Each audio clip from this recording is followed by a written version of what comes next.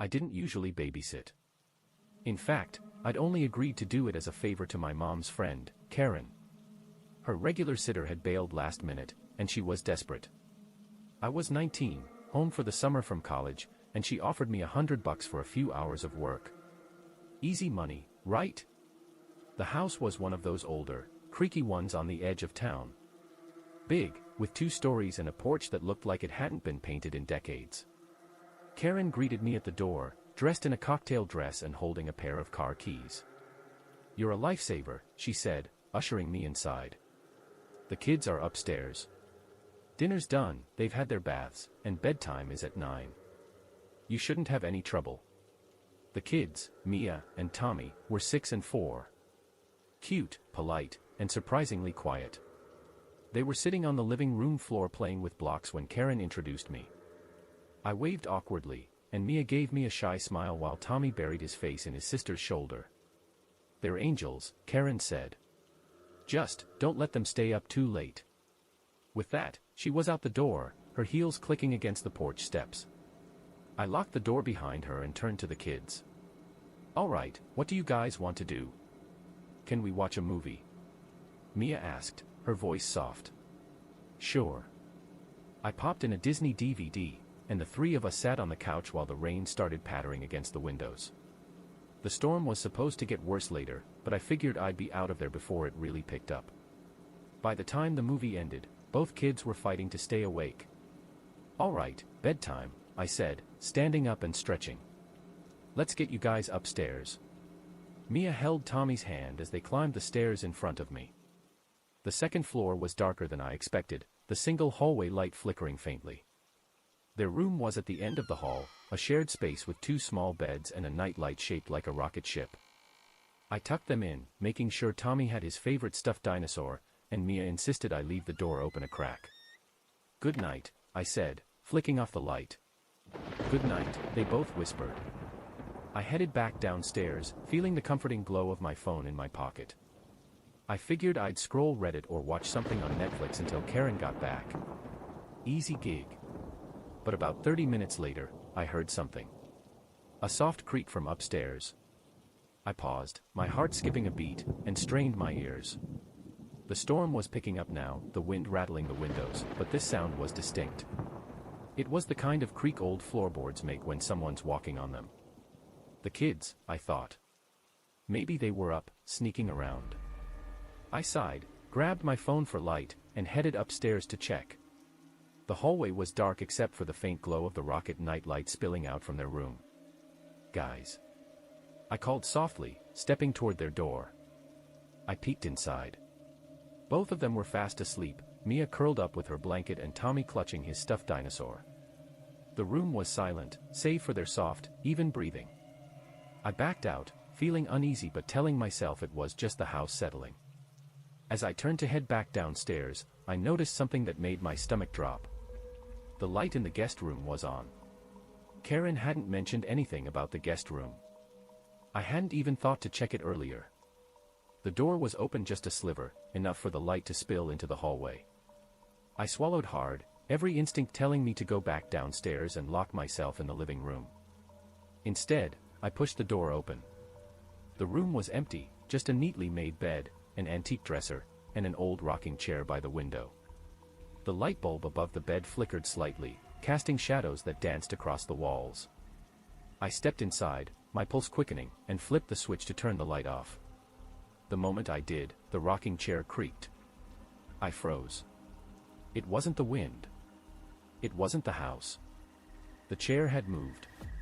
Slowly, I backed out of the room, shutting the door behind me. My hands were trembling as I made my way back downstairs, my phone's flashlight bouncing weakly off the walls. I tried to convince myself it was nothing, just my imagination, the storm, an old house being weird. But then, as I reached the bottom of the stairs, I heard it again. The creak. This time, it wasn't coming from upstairs. It was coming from the living room. From the rocking chair in the corner. I froze at the bottom of the stairs, my heart hammering in my chest. The creaking from the living room was slow and rhythmic, like someone was gently rocking back and forth. I clenched my phone tighter, its flashlight cutting through the dim hallway, and forced myself to move. As I approached the living room, the sound stopped. The chair sat in the corner by the window, perfectly still. It looked innocent enough, old and worn, its dark wood polished smooth by years of use. But I knew what I'd heard. My stomach churned as I scanned the room, searching for any explanation. Nothing. The room was empty. I tried to laugh it off, but it came out shaky. Get a grip, I muttered to myself. It was the storm. The wind had probably made the window rattle, and I was just being paranoid.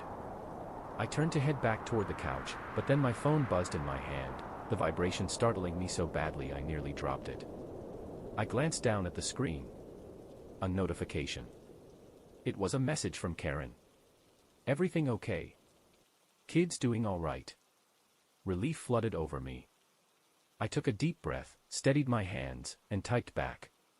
All good here. Kids are asleep. Just waiting for you to get back.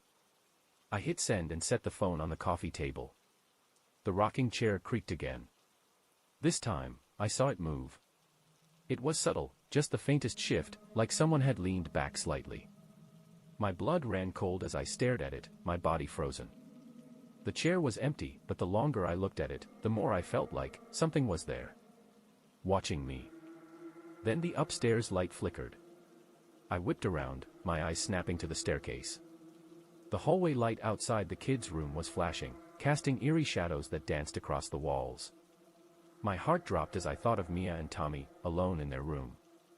I grabbed my phone and bolted up the stairs, 2 steps at a time. Guys. I called, my voice shaky. The hallway was empty, the flickering light casting a pale glow.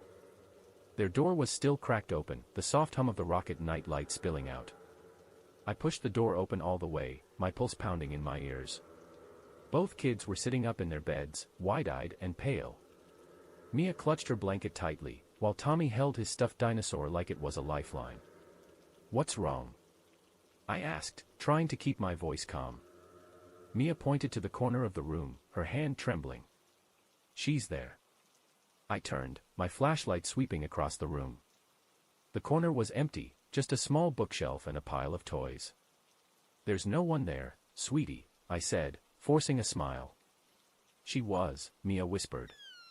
She was rocking in the chair. Then she went to hide. A chill ran down my spine. What chair?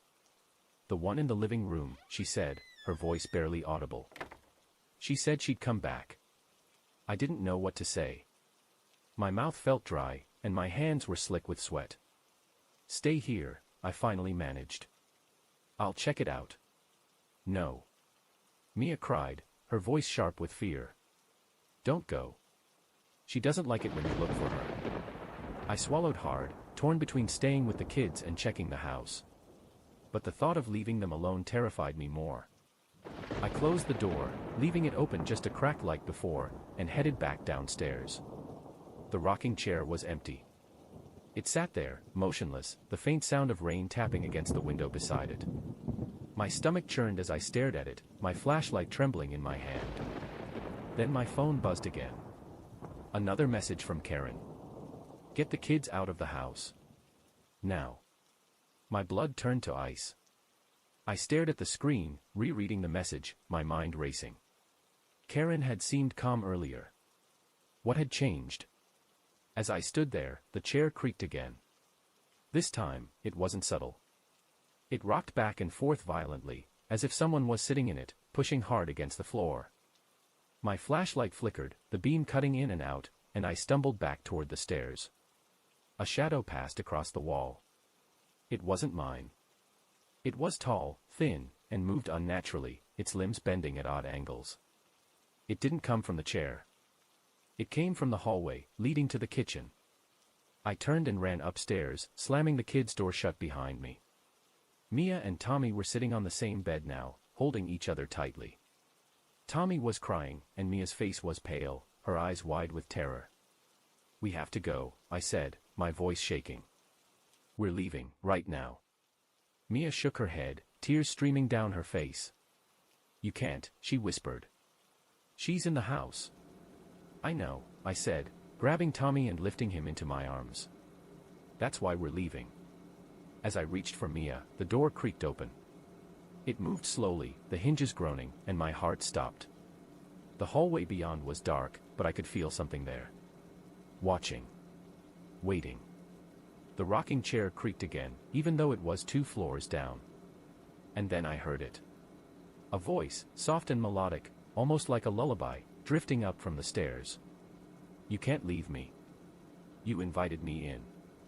Mia started sobbing, clinging to my arm, and I backed us into the corner of the room, my flashlight darting around wildly. The voice grew louder, closer, and the door swung open fully, slamming against the wall. There was no one there. But the shadow on the wall moved. And it was coming toward us. It was supposed to be an easy gig.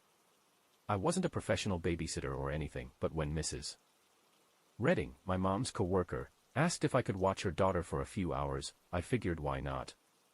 She offered good money, and all I had to do was keep her 8-year-old, Lila, entertained until she got back from a late-night shift.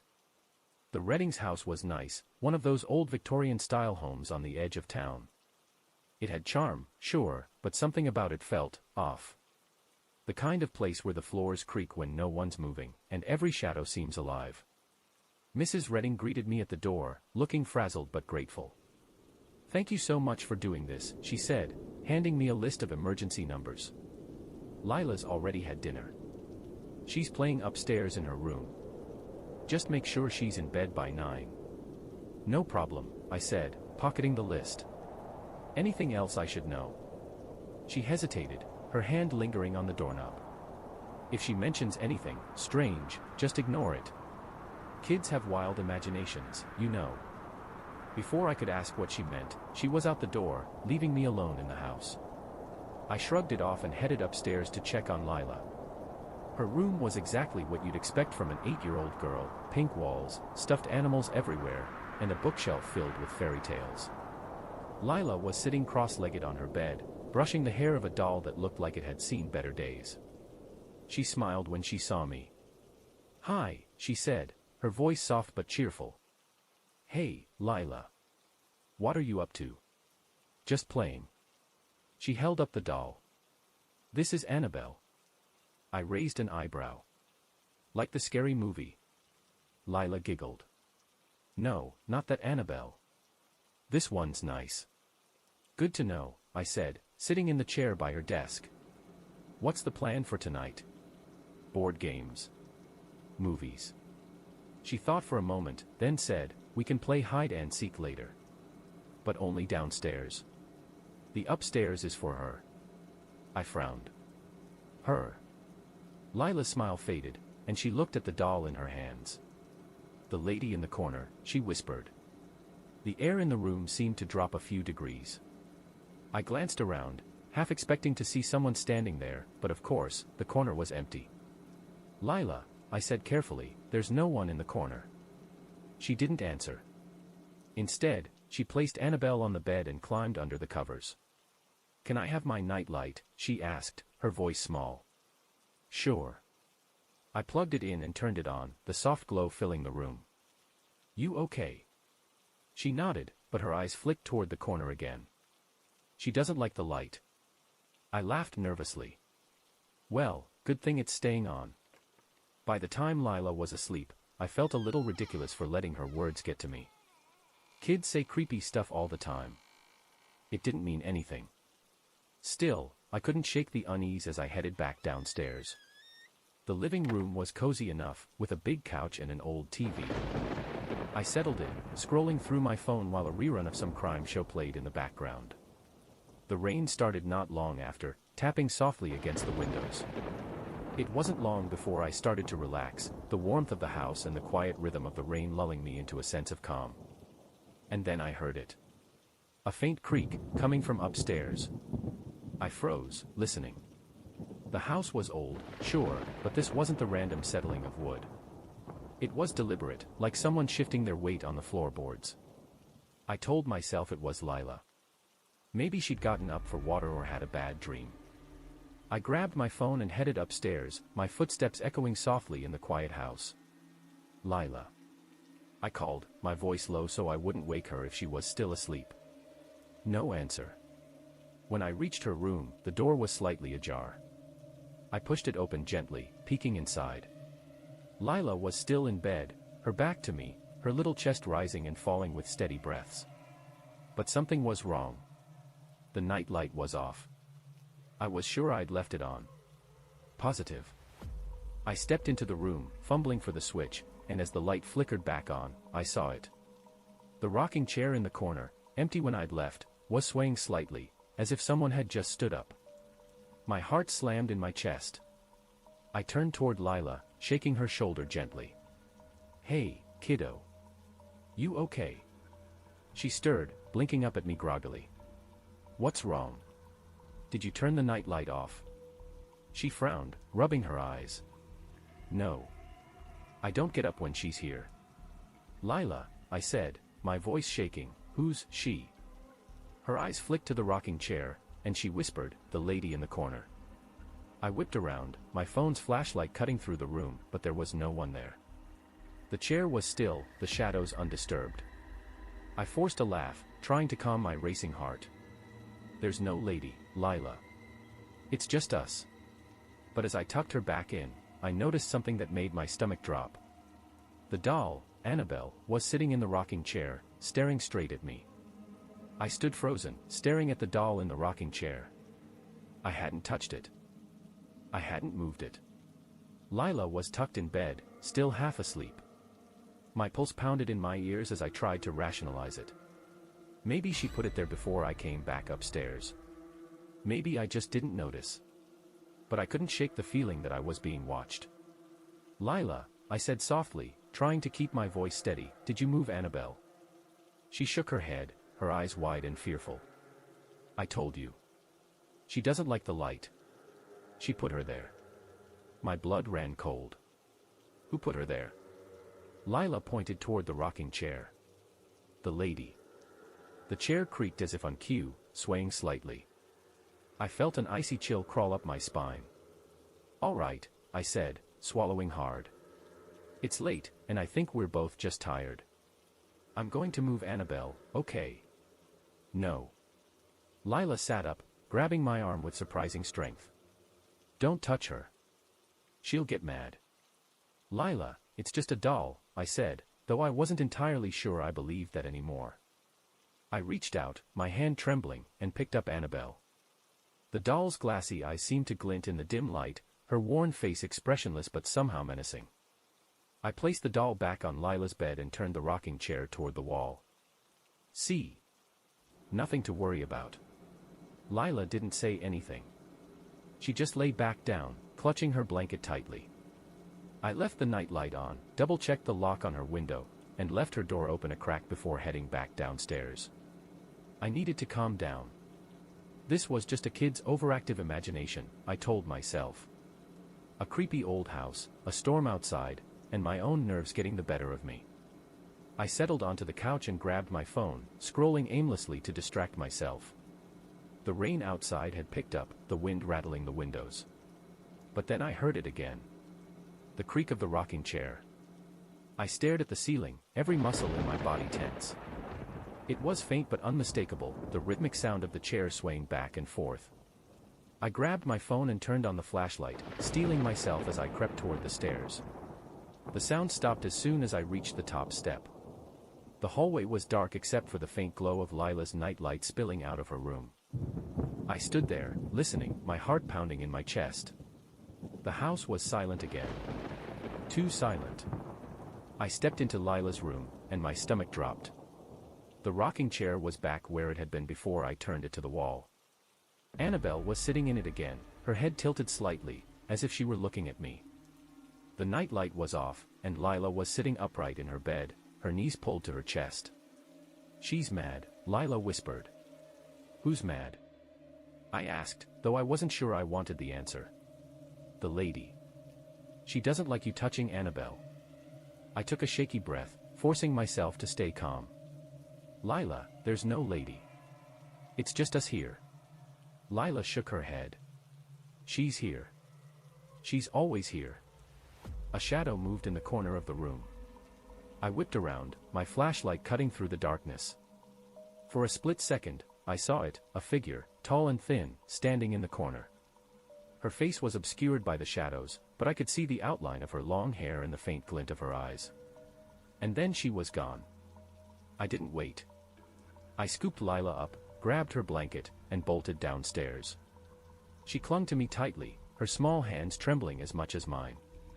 I locked us in the living room, turning on every light I could find. Max, the family's old cat, hissed and darted under the couch, his fur bristling. "Lila," I said, my voice shaking, "we're staying down here until your mom gets home, okay?" She nodded, burying her face in my chest. "She won't like that." I didn't care. I grabbed my phone to call Mrs. Redding, but before I could dial, the lights flickered and went out. The living room plunged into darkness, save for the faint glow of my flashlight. The rocking chair creaked again. It was coming from the hallway now, even though I'd left it upstairs. I tightened my grip on Lila and backed toward the front door, my hands fumbling for the lock. And then I heard her voice. It was soft, almost a whisper, but it cut through the silence like a knife. "You shouldn't have moved her." The flashlight flickered, and for a brief moment, I saw her. The lady. She was standing in the hallway, her head tilted at an unnatural angle. Her face was pale, her eyes sunken, and her lips stretched into a twisted smile. I yanked the door open and ran into the rain, clutching Lila tightly. The storm was relentless, but I didn't stop. I didn't look back. I just ran, my bare feet splashing through puddles as I made my way to the neighbor's house. Mrs. Redding found us an hour later, soaked and shivering. I told her everything, expecting her to laugh or dismiss me, but her face turned pale. She didn't say much, just thanked me for keeping Lila safe and paid me double. As I left, she whispered something that's haunted me ever since. She used to sit in that chair. Babysitting was never something I thought I'd be doing at 22, especially not for people I didn't know. But when my friend Sam asked me to cover for him, I couldn't say no. "It's an easy gig," he promised. "The kid's a sweetheart, and the family pays well." I figured, why not? I could use the extra cash. The house was a sprawling old colonial on the outskirts of town, tucked away behind a row of tall oaks. It looked straight out of a movie, big windows, a wraparound porch, and a single light flickering above the front door. The place was picturesque but unsettling, especially with the rain rolling in as I arrived. Mrs. Abernathy answered the door, her smile warm but hurried. She looked like she hadn't slept in days, her hair pulled back into a messy bun and dark circles under her eyes. "Thank you so much for coming," she said, ushering me inside. "Charlie's upstairs in his room. He's already had dinner, so he shouldn't be any trouble." "No problem," I said, trying to sound confident. "I'll take good care of him." She handed me a list of emergency numbers and a quick rundown of house rules. "One thing," she added, hesitating. "The door at the end of the upstairs hallway. It stays locked. Don't worry about it." I frowned. "Locked?" "Yes. It's just storage. Nothing to concern yourself with." Her smile was tight, almost forced, as she grabbed her coat and headed out the door. I watched her car disappear down the long, winding driveway before turning my attention to the house. It was eerily quiet, the kind of silence that makes you feel like you're being watched. The rain had picked up, tapping steadily against the windows. I shook off the unease and headed upstairs to meet Charlie. His room was brightly lit, a sharp contrast to the rest of the house. He was sitting cross-legged on his bed, playing with a set of toy dinosaurs. "Hey, buddy," I said, leaning against the doorframe. "I'm Jake. I'll be hanging out with you tonight." He looked up and grinned. "Hi." Charlie was an easy kid, polite, funny, and more than happy to show me his collection of T-Rexes and Velociraptors. We played for a while, and by the time it was 8:30, he was yawning. I tucked him in, turned on his nightlight, and left the door cracked open just a bit, like he asked. I headed back downstairs, ready to settle in for a few hours of scrolling through my phone. The living room was cozy enough, with an old leather couch and a TV that looked like it hadn't been updated since the early 2000s.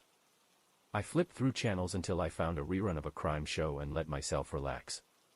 But the quiet didn't last long. About an hour later, I heard it, a faint noise coming from upstairs. It was soft at first, barely noticeable over the sound of the TV. But as I muted the show and listened, it became clearer. Footsteps. Slow, deliberate, and too heavy to be Charlie's. I grabbed my phone and stood, every nerve in my body on edge. "Charlie." I called out, trying to keep my voice steady. No response. The stairs creaked as I made my way up, the flashlight on my phone cutting through the shadows. The hallway was dark, save for the faint glow of Charlie's night light spilling out from his room. I peeked inside. He was sound asleep, his small body curled up under the covers. I stepped back into the hall, the sound of the rain growing louder. That's when I noticed it. The locked door at the end of the hallway. It was open. My stomach dropped. Mrs. Abernathy had been clear, it was supposed to stay locked. But now it stood ajar, revealing a sliver of darkness beyond. I hesitated, every instinct telling me to turn around and go back downstairs. But curiosity, or stupidity, got the better of me. I pushed the door open slowly. The room was cold, much colder than the rest of the house. The faint smell of mildew hung in the air, and the only light came from a small window partially covered by a tattered curtain. The room was empty, save for an old wardrobe in the corner and a single chair facing the wall. Something about the chair made my skin crawl. It was positioned at an odd angle, as if someone had been sitting there, staring at the wall. I stepped inside, my footsteps echoing on the wooden floor, and shone the flashlight around. The wardrobe creaked. I froze, the beam of light trembling in my hand. The sound was faint, like something shifting inside. My breath caught as I stared at the old, worn wood. The wardrobe was slightly ajar, just enough for me to see darkness inside. I reached out, my fingers brushing against the cool surface. Slowly, I pulled the door open. It was empty. I let out a shaky breath, laughing nervously at myself. "You're losing it, Jake," I muttered, stepping back into the hall. As I closed the door behind me, I glanced back toward Charlie's room to make sure he was still okay. That's when I saw it. A shadow, tall and thin, standing just outside his door. It was gone before I could fully process it, but my heart was racing as I ran toward his room. I pushed the door open, half expecting to see someone, or something, standing over him. But Charlie was still asleep, his soft snores breaking the silence. I stayed in his room for a while, sitting in the chair by his bed with my phone clutched tightly in my hand. I didn't know what I'd seen, or if I'd seen anything at all. But I couldn't shake the feeling that I wasn't alone in the house. And then, just as I started to relax, I heard the wardrobe creak again. The sound of the wardrobe creaking sent a chill down my spine. I was still sitting in Charlie's room, the faint glow of his nightlight casting flickering shadows on the walls. The noise wasn't coming from his room, it was coming from the locked room at the end of the hallway. The room that wasn't supposed to be open. I stood up slowly, my pulse pounding in my ears. I glanced at Charlie, still sound asleep, clutching one of his toy dinosaurs. "I'll be right back, buddy," I whispered, though it was more to reassure myself than him. The hallway seemed darker than before, the air colder. My phone's flashlight cut through the shadows as I made my way toward the end of the hall. The door to the locked room was ajar again, even though I was certain I'd closed it. This time, I didn't hesitate. I pushed the door open, the old hinges groaning in protest. The room was the same as before, cold, empty, with the single chair still facing the wall. But something felt different. The air was heavier, almost suffocating, and the silence was so absolute it pressed against my ears. And then I saw it. The wardrobe door was open. I froze, my breath catching in my throat. The wardrobe had been empty when I checked it earlier, hadn't it? I took a cautious step closer, my flashlight trembling in my hand. "Hello," I called out, my voice barely above a whisper. The silence answered me, heavy and oppressive. I took another step forward, the floorboards creaking beneath my feet, and peered into the wardrobe. My flashlight's beam landed on darkness, but the smell hit me, stale, damp, and something faintly metallic. And then it moved. A shape shifted inside the wardrobe, just barely visible in the light.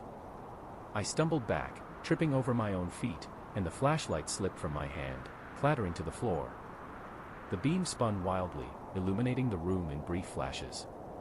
In one of those flashes, I saw it. A figure. Tall and gaunt, with impossibly long limbs, crouched inside the wardrobe. Its head was tilted at an unnatural angle, and its eyes, wide, black pits, locked onto mine. I scrambled to my feet and bolted out of the room, slamming the door shut behind me. My hands shook as I fumbled with the doorknob, twisting it frantically until I heard the lock click. I backed away, my chest heaving, my heart threatening to explode. A loud bang echoed from inside the room, followed by a low, guttural sound that sent shivers down my spine. It wasn't a growl, exactly. It was more like breathing. Slow, deliberate, and far too deep to be human. I turned and ran back to Charlie's room, slamming his door shut and locking it. He stirred at the noise, sitting up and rubbing his eyes. "What's going on?" he asked, his voice small and frightened. "Nothing, buddy," I said, trying to keep my voice steady. "We're just going to stay in here for a little while, okay?" He nodded, clutching his dinosaur tighter. "Is it the lady?" The blood drained from my face. "What lady?" "The one in the hallway," he whispered. "She's mad because you opened the door." Before I could respond, the sound of footsteps echoed from the hallway. They were slow and deliberate, growing louder with each passing second. My heart raced as I grabbed Charlie and backed us into the corner of the room. The footsteps stopped outside the door. For a moment, there was silence.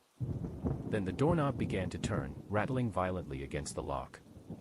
Charlie buried his face in my chest, and I held him tightly, my breath coming in short, panicked gasps. The doorknob stopped moving. And then the banging started. Whatever was on the other side of the door slammed against it, hard enough to make the wood splinter. The sound was deafening, each impact rattling the walls and sending a fresh wave of terror through me. I pressed myself against the door, trying to hold it shut, but I could feel the force behind each hit. "Leave us alone!" I screamed, my voice cracking. The banging stopped. The silence that followed was almost worse. I pressed my ear to the door, straining to hear, but there was nothing.